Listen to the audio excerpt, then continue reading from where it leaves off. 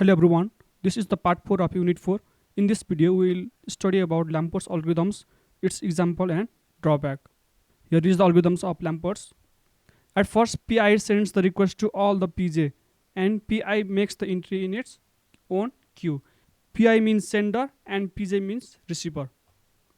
And then Pj receives the requested message and it makes the entry in its own queue and sends the reply to the process which sent the request.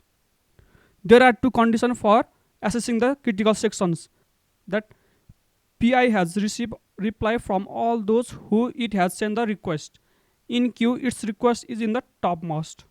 After the use of critical section is finished by Pi, then it removes itself from the queue and it broadcasts the release message to all the receivers. On receiving the release message, Pj removes Pi's entry from the queue. We will see this on example and understand it clearly.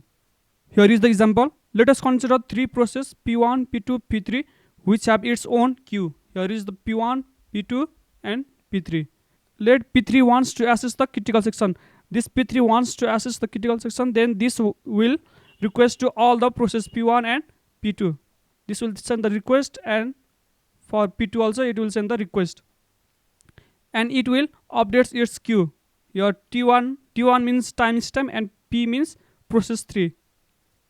And here also it will update the queue. After some time, P1 also sends the request as it wants the CS.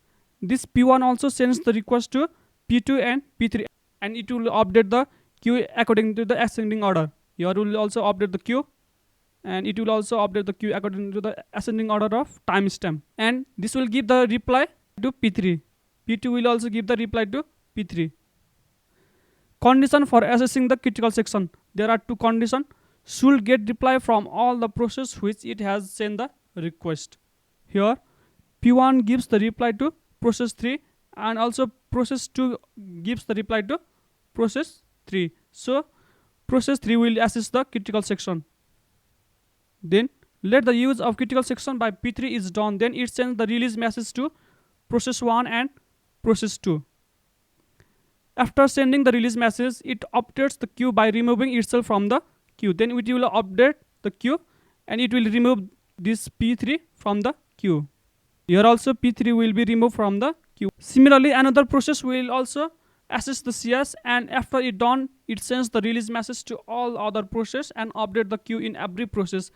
This P1 also get the critical sections as there is no other process in the queue, so that this will also get the critical section. And if the use of critical section is finished by P1, then it will give the release message to P2 and P3 and it will update the queue. Here this is the implementation of Lamport's algorithm.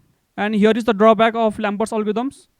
Unreliable approach. Failure of any one process will halt the process of entire systems. If one process will fail in the system, then all the other processes will be affected. High message complexity.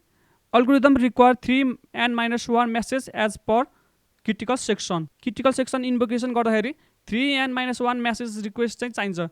That is number of process is n, then n-1 reply, n-1 request and n-1 release. So 3n-1. Algorithm can be optimized to 2n-1 message by omitting the release message in some situations. This will be given by Ricard Agarwala algorithms, which we will study in next video. Thank you for watching till now. If you are new, then please share and subscribe the channel so that it can be reached out to many people. Thank you.